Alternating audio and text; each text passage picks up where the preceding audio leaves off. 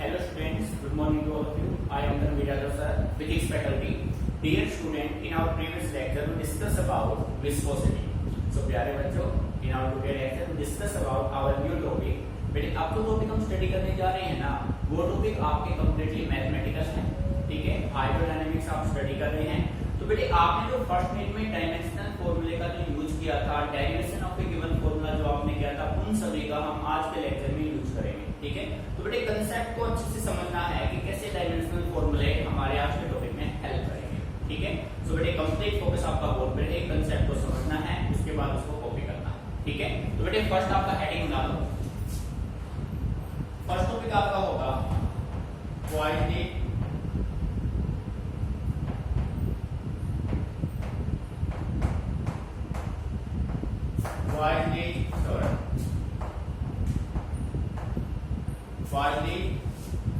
Theorem और we can say that quality formula, ठीक है। क्वालिटी थ्योरम या क्वालिटी फॉर्मूला और we can say that quality equation है क्या? बेटे क्वालिटी एक साइंटिस्ट का नाम था, ठीक है। क्वालिटी एक साइंटिस्ट का नाम था, उन्होंने एक फॉर्मूला डेराइव किया, एक इक्वेशन बनाया और उसको हमने क्या नाम दिया? Quality theorem. अब देखो जो क्वालिटी है वो क्या कहता है? क्वालिटी कहता है, मान लीजिए कि आपके पास, बड़े ध्यान से सुनना है, मान लीजिए कि आपके पास ये कोई एक हॉरिजॉन्टल कैपिलरी ट्यूब है, ठीक है। Let us assume that we have a horizontal capillary tube, right. ये भी क्या हो गया? Capillary tube. अब कैपिलरी ट्यूब क्या होता है, इसके बारे में हम हाइड्रोस्टैटिक में ऑलरेडी डिस्कस कर चुके हैं, ठीक है। अब देखो बेटे, इसके दो एंड होंगे, एक एंड ये हो गया, सेकंड एंड इसका ये हो गया। बेटे आगे बात समझ में, a tube with a very fine bore is said to be capillary tube, right? तो बेटे इसमें है ना, ये लिक्विड अपना हो गया और लिक्विड अपना मोशन में है, लिक्विड अपना किसमें है? मोशन में है। बात समझ में आ रही है, ठीक है। इस एंड का प्रेशर मैंने मान लिया P1, इस एंड का प्रेशर मैंने मान लिया P2 और इसका एरिया क्रॉस सेक्शन ये हो जाएगा और बेटे इसका जो लेंथ हो गया वो हो गया L। L is the length of capillary tube और बेटे इस कैपिलरी ट्यूब का यहां से यहां तक ये होगा इसका रेडियस। ये प्रेशर मैं यहां पे मान लेता हूं और बेटे ये इसका हो गया radius R is the radius of capillary tube, ठीक है। बेटे L हो गया length of capillary tube, R radius of capillary tube और P2 pressure at second and, P1 pressure at first and. बात समझ में आ रही है, ठीक है। सेकंडली बेटे आप इस कैपिलरी ट्यूब में जो लिक्विड फ्लो कर रहा है वो लिक्विड अपना स्टेडी स्टेट में है। तो बेटे देखो मैं एक वर्ड को नाम दे रहा हूं स्टेडी स्टेट। भाई स्टेडी स्टेट होता क्या है, ठीक है। स्टेडी स्टेट लिक्विड का होगा क्या? तो सिंपल वे में मैं कह सकता हूं, मान लीजिए कि ये अपने पास जो कैपिलरी ट्यूब था, यहां से ये अपना आपने सारे ये कॉमन पॉइंट मान लिया, ठीक है। ये कुछ कॉमन पॉइंट मान लिए। अब यहां से आपने फ्लूइड को क्या किया? अपना फ्लूइड यहां से पास कर रहा है, अपना फ्लूइड एक कॉमन पॉइंट से पास कर रहा है, तो जितने भी फ्लूइड पार्टिकल होंगे उन सभी का वेलोसिटी उस कॉमन पॉइंट से क्या होगा? कांस्टेंट होगा। जैसे कि ये एक पॉइंट मैंने मान लिया, बेटे मेन पॉइंट ध्यान से सुनना है, यहां से ये एक लिक्विड का लेयर आ रहा है, ये एक लिक्विड का लेयर आ रहा है, फर्स्ट पार्टिकल, फिर second particle, third particle, fourth particle, ये सभी पार्टिकल इस कॉमन पॉइंट से पास होंगे। कॉमन पॉइंट से पास होंगे तो इन सभी का वेलोसिटी क्या हो? कांस्टेंट। यदि बेटे इन सभी पार्टिकल्स का वेलोसिटी कांस्टेंट होता है, then the flow is said to be static flow. मैंने समझ में आ रहा है स्टैटिक फ्लो होगा क्या, ठीक है। तो हमने ये ट्यूब ऐसा बना लिया जिसमें से जो है ना स्टैटिक फ्लो हम यहां पे काउंट कर रहे हैं। ये देखो ऐसे, ये हो गया स्टैटिक फ्लो ऑफ लिक्विड, ठीक है। स्टैटिक फ्लो का मीनिंग अच्छे से क्लियर? जब एक पॉइंट से जितने भी फ्लूइड पार्टिकल पास होंगे, यदि उन सभी फ्लूइड पार्टिकल्स का वेलोसिटी कांस्टेंट रहे, सभी का वेलोसिटी सेम रहे, then the flow is said to be static flow और स्टैटिक स्टेट। ध्यान से फिर समझ में आ गया। अब देखो क्वालिटी ने क्या कहा, ध्यान से सुनना। अब ध्यान से सुना, क्वालिटी क्या कहता है? According to quality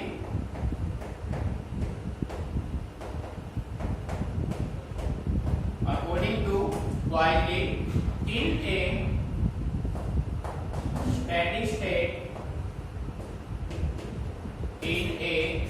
steady state of liquid in a steady state of liquid, steady state अच्छे से क्लियर बेटे, steady state of liquid through a horizontal capillary tube, through a horizontal capillary tube, the rate of flow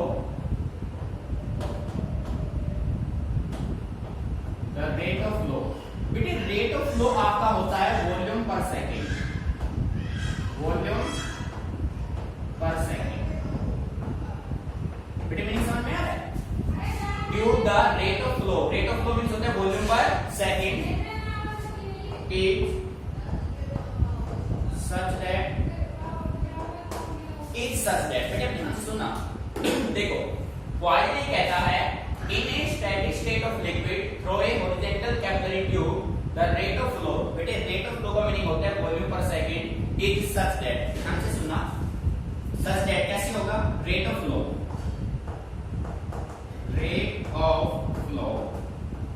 represented by symbol v। बेटे यहाँ पे v किसको represent कर रहा है? v का मीनिंग यहाँ पे वॉल्यूम पर सेकंड, v ओनली वॉल्यूम नहीं है, v रिप्रेजेंट वॉल्यूम पर सेकंड, ठीक है? वो डायरेक्टली प्रोपोर्शनल होगा del p by l। del p by l आपका है प्रेशर ग्रेडियंट,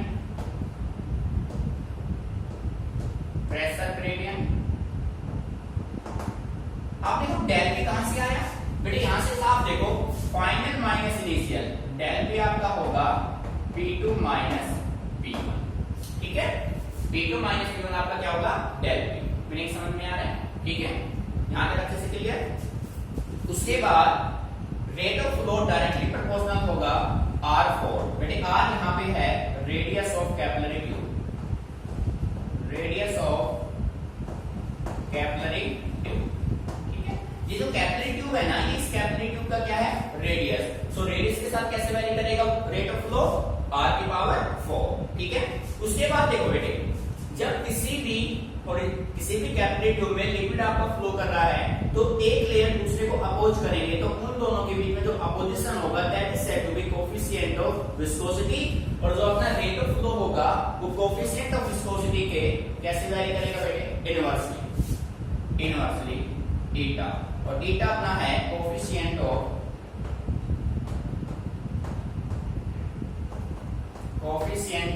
विस्कोसिटी।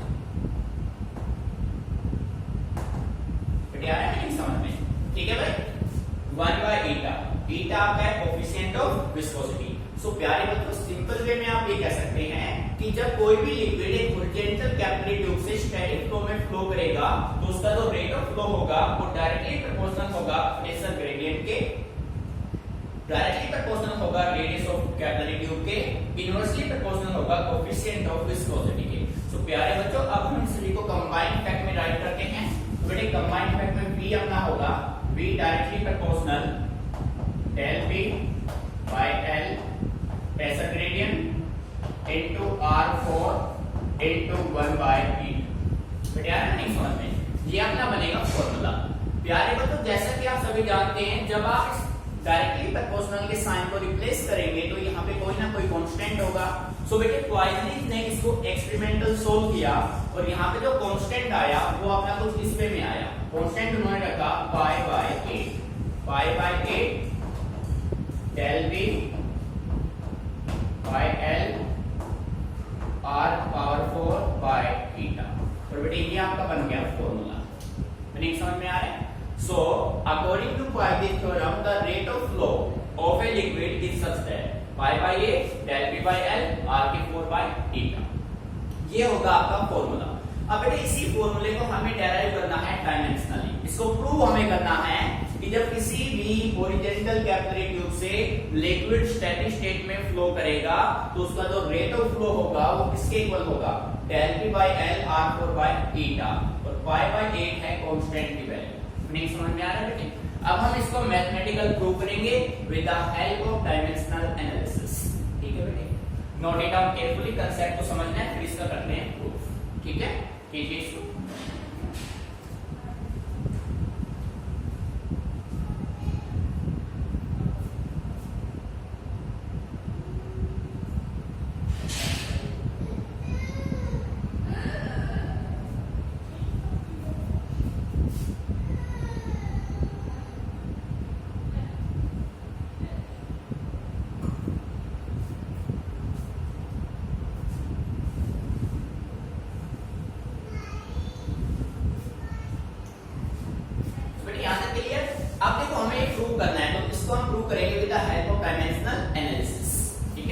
देखो बेटे यहाँ पे इसका डेरिवेशन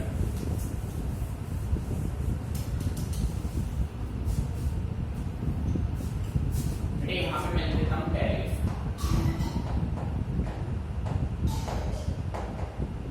ठीक है भाई। देखो डेरिवेशन क्या होगा इसका डेरिवेशन बेटे, क्वालिटी कहता है the rate of flow of a liquid is directly proportional to या depends upon pressure gradient, radius of tube and coefficient of viscosity.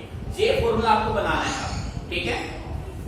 So we can write here rate of flow भी किस पे depend करेगा भाई, depend कर रहा है pressure gradient del P by L पे, रेडियस ऑफ ट्यूब आर पे और कोएफिशिएंट ऑफ विस्कोसिटी थीटा पे। बेटे ध्यान से सुनना, जिस बच्चे को ये कंसेप्ट अच्छे से क्लियर नहीं हो रहा डायमेंशनल एनालिसिस का, तो प्यारे बच्चों physical world and it's measurement में जो अपना पार्ट सी था डायमेंशनल एनालिसिस, उसके वीडियो अच्छे से कवर कर लीजिए, अच्छे से उनको ऑब्जर्व कीजिए, फिर आपको किसी तरीके की कोई प्रॉब्लम क्रिएट नहीं होगी, ठीक है बेटे। और सेकेंडली जो बच्चा बिल्कुल फ्रेशर है, लेट ज्वाइन किया है, उसको भी कोई प्रॉब्लम नहीं होगी यदि वो अच्छे से चीजों को फोकस करेगा, ठीक है।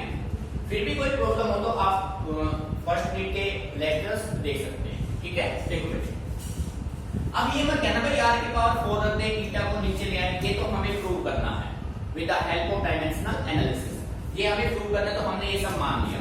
अब बेटे मैं मान लेता हूं a b c be the dimensions of del p by l r and theta, और यहां पे हमने क्या किया यहाँ पे कांस्टेंट मैंने रखा k है कांस्टेंट, और ये अपने पास होगा del p by l, इसका डायमेंशन होगा a, r का डायमेंशन b और थीटा का dimension c।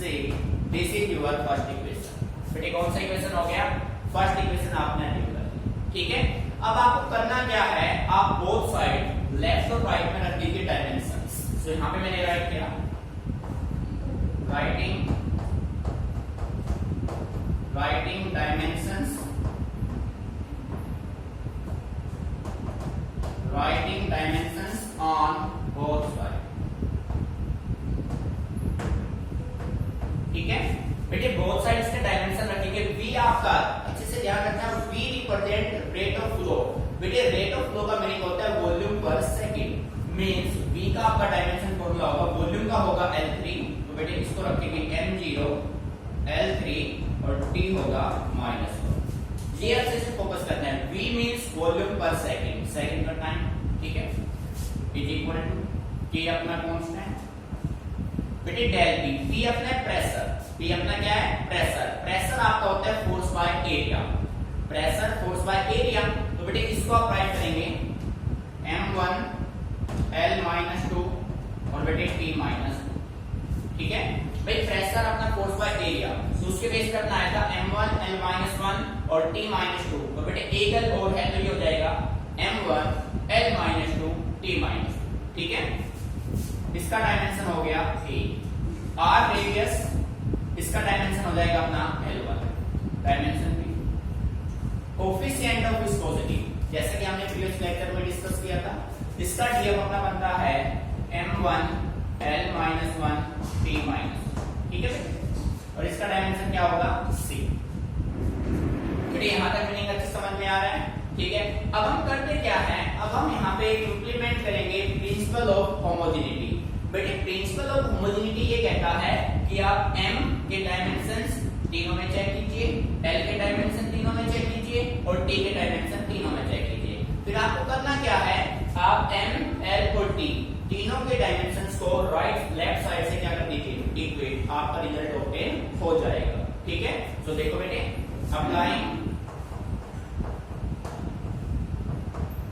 Applying principle of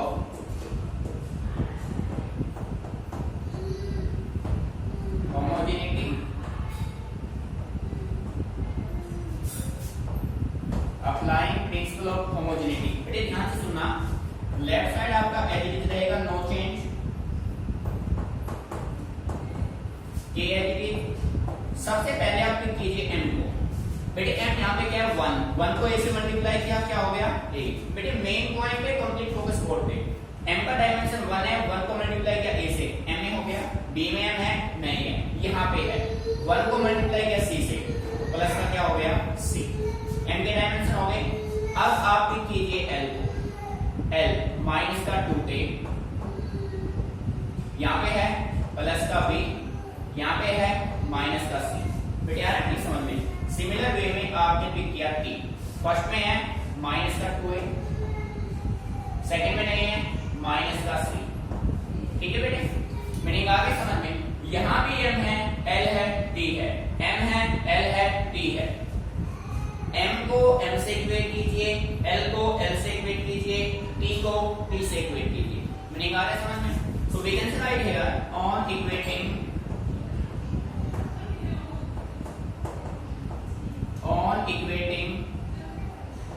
dimensions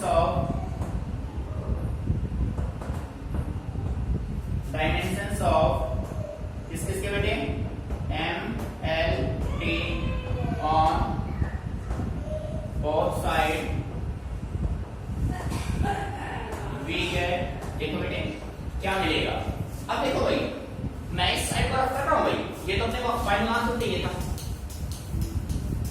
बेटे। डायमेंशन जब हम इक्वेट करेंगे, कंप्लीट फोकस, m को m से इक्वेट किया तो बेटे a प्लस c की वैल्यू क्या हो जाएगी 0, l को l से इक्वेट किया minus 2a plus b minus c equal to 3, minus 2a minus c equal to minus 1, ठीक है। ये देखो a plus c is equal to 0, यहां तक मैंने क्लियर। माइनस का 2a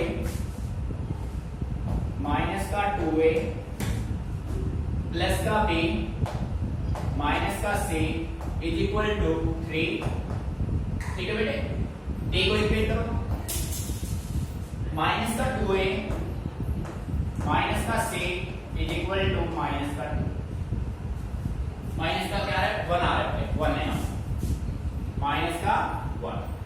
बेटे यहां तक मीनिंग अच्छे से क्लियर, ठीक है। अब देखो भाई मैंने m को m से इक्वेट किया, l को l से इक्वेट किया, t को मैंने t से इक्वेट किया। अब आप ये देखो बेटे यहां से माइनस सारे में से कॉमन आ गया, सारे में से कॉमन आ गया ना, ध्यान से सुने। अब अपने पास बचा 2a plus c is equal to 1, ठीक है। अब आप ऐसा करो, इसको आप यहां पे ले आओ, ले आओ भाई, यहां पे मैं लेके आता हूं तो मैं इसको राइट करूंगा 2a प्लस का c इज इक्वल टू 1, बेटे ये होगा ना 2a plus c equal to 1। इन दोनों इक्वेशन को आप सोल्व कर लीजिए, minus minus minus cancel out हुआ, माइनस का 2a प्लस का a माइनस a माइनस 1। तो प्यारे बच्चों a की वैल्यू अपने पास क्या आ गई, a की वैल्यू क्या हो गई 1, a अपने पास 1 हो गया तो इस a की वैल्यू को यहां पे ले आओ, इस a की वैल्यू को यहां पे लेके आएंगे तो बेटे 2 into 1 plus c is equal to 1, तो बेटे c की वैल्यू भी क्या हो गई 1, c की वैल्यू क्या हो गई 1। मीनिंग आ रहा है समझ में। a और c दोनों की वैल्यू यहां पे ले आओ, माइनस का 2 into 1 प्लस का b माइनस का c की वैल्यू क्या बेटे 1 इज इक्वल टू क्या हो गया 3, माइनस का 2 प्लस का b माइनस का 1 इज इक्वल टू क्या बेटे 3, ठीक है। सही ना भाई, इसका रिजल्ट सही बना अपना b वाले का, l माइनस 2a प्लस का b और बेटे यहां से क्या बना माइनस का c, ठीक है। माइनस का 2a माइनस का 2 बना, प्लस का b बना और माइनस का क्या बना c, ठीक है। माइनस का 2 तो बेटे b की वैल्यू अपने पास क्या आ रही है 6,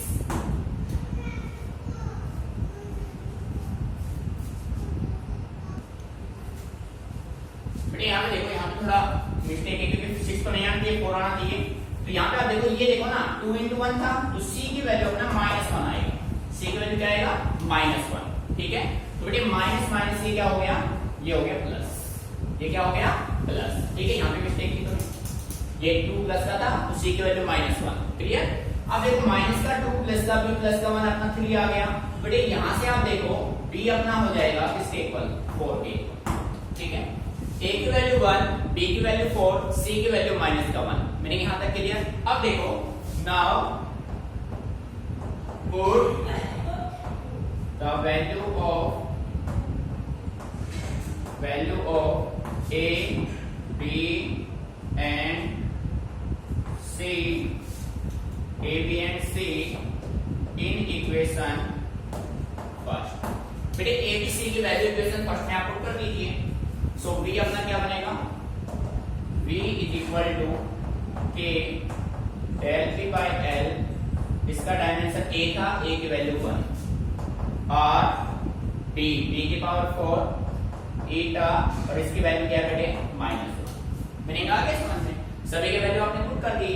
अब देखो बेटे, जैसा कि हमने कहा था डायमेंशनल एनालिसिस का एक लिमिटेशन होता है, और लिमिटेशन ये है कि डायमेंशनल फॉर्मूले, डायमेंशनल एनालिसिस इस डायमेंशनल कांस्टेंट की कोई वैल्यू नहीं देते हैं, इस कांस्टेंट की कोई वैल्यू नहीं देते हैं। तो बेटे इसकी वैल्यू क्वालिटी ने डिसाइड किया, वो क्या आया, b आया अपना pi by 8 del p by l r की पावर 4, और बेटे ये क्या हो जाएगा ईटा, और ये बन गया आपका फाइनल रिजल्ट। सो आपने इसको प्रूव किया with the help of dimensional analysis.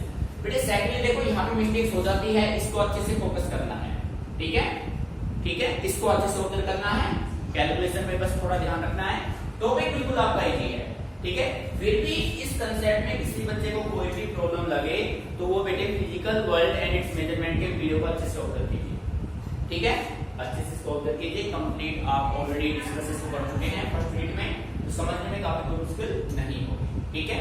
ये ध्यान रखना, इस कांस्टेंट की इंफॉर्मेशन हमें डायमेंशनल एनालिसिस नहीं देता है, तो कांस्टेंट की वैल्यू पाई जी ने क्या रखा, पाई बाय 8, नोट इट डाउन।